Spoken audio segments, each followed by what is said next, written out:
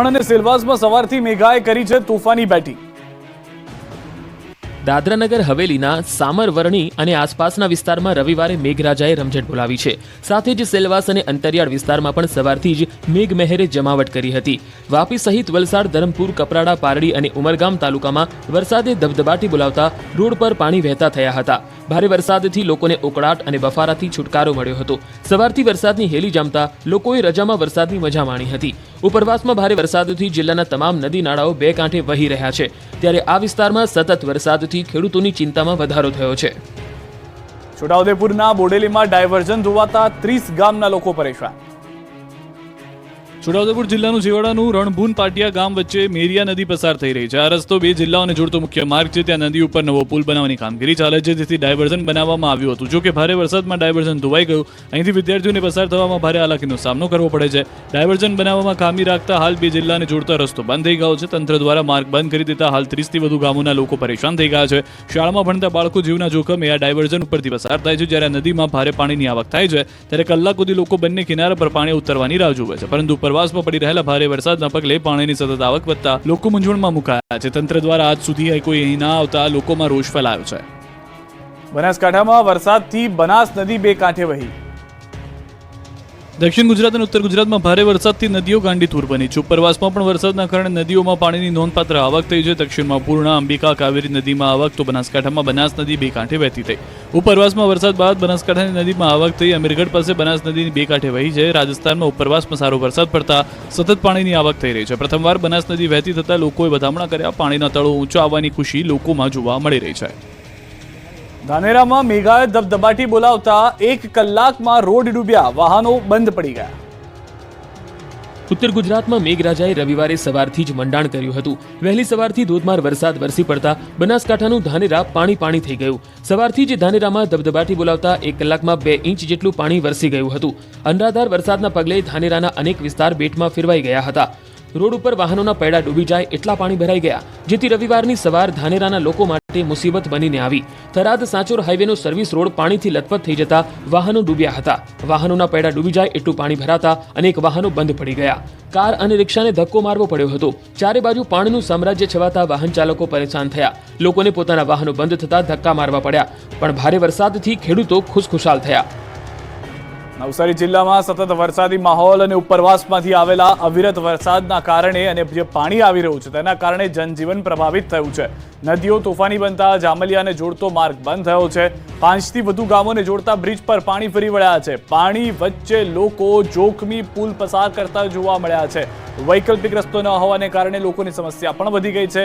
ડાંગ અને વાંસદા તાલુકામાં પડેલા ધોધમાર વરસાદને કારણે રસ્તાઓ પર પાણી ફરી વળ્યા છે। જે દ્રશ્યો આપ જોઈ રહ્યા છો, અનેક વિસ્તારોમાં ભારે વરસાદ થઈ રહ્યો છે। લોકો ભારે વરસાદનો સામનો કરી રહ્યા છે। રસ્તા ન હોવાને કારણે જીવના જોખમે પસાર કરતા નજરે પડ્યા। તો કરજણ બાદ શિનોરમાં મેઘરાજાએ ધબધબાટી બોલાવી છે। વડોદરાના શિનોરના વરસાદની ધમાકેદાર બેટિંગના દ્રશ્યો આપ જોઈ રહ્યા છો।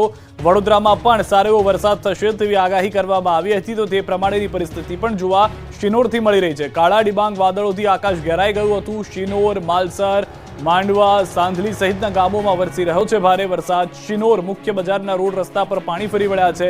રસ્તા પર પાણી ભરાતા વાહન ચાલકોને મુશ્કેલીનો સામનો કરવો પડી રહ્યો છે।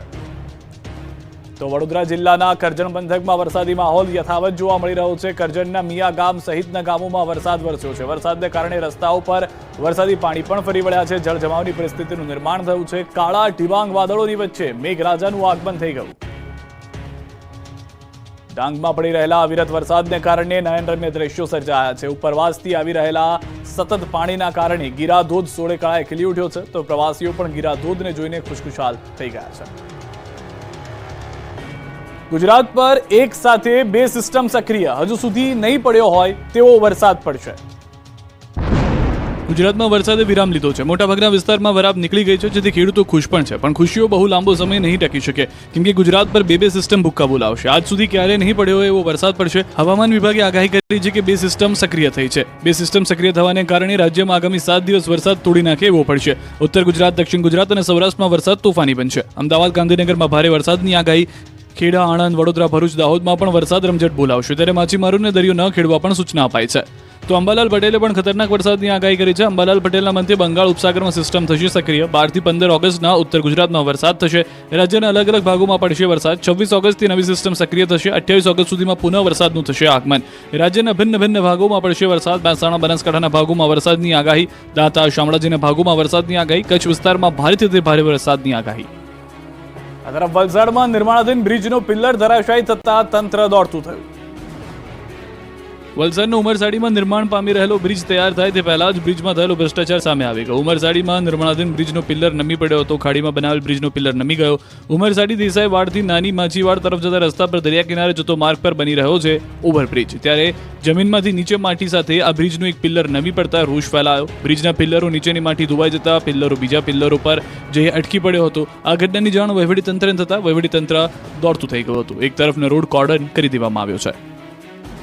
આ તરફ અમદાવાદ શહેરમાં ભૂવા પડવાનો સિલસિલો યથાવત. વસ્ત્રાલમાં કાર સમાઈ જાય એટલો મોટો ભૂવો પડે. અમદાવાદમાં વરસાદ આવે અને શહેરમાં ભૂવા ન પડે તો નવાઈ લાગે. આટલા મસમોટા ભૂવા જોવા માટે જ જાણે અમદાવાદની જનતા ટેક્સ ભરતી હોય તેવું લાગે છે. સામાન્ય વરસાદમાં સ્માર્ટ શહેર અમદાવાદ ભૂવાઓનું નગર બની ગયું છે. અમદાવાદ શહેરમાં ભૂવા પડવાનો સિલસિલો યથાવત છે. શહેરના રસ્તા પર જોખમ વધતું જાય છે. ભૂવા રાજથી શહેરીજનો ત્રસ્ત થયા છે. આ વખતે શહેરના વસ્ત્રાલ વિસ્તારમાં મસમોટો ભૂવો પડ્યો. એએમસીના ડ્રેનેજ પમ્પિંગ સ્ટેશનની બહાર મોટો ભૂવો પડતા સ્થાનિકો પરેશાન થયા. ભૂવાની નજીકમાં શાળા આવેલી છે. ડ્રેનેજના હાઈ ફ્લોના કારણે 25 ફૂટ ઊંડો અને 20 ફૂટ પહોળો ભૂવો પડ્યો. નવાઈની વાત તો એ છે કે અગાઉ 1 મહિના પહેલા પણ આ જ સ્થળે ભૂવો પડ્યો હતો. 15 દિવસ પહેલા અહીં ભૂવાનું સમારકામ કરાયું હતું. આ વખતે એટલો મોટો ભૂવો પડ્યો કે આખી કાર જ ભૂવામાં સમાઈ જાય. ભૂવામાં કોઈ પડે નહીં એટલે તંત્ર દોડતું થઈ ગયું હતું. ભૂવાની ફરતે બેરિકેડ મુકાયા હતા.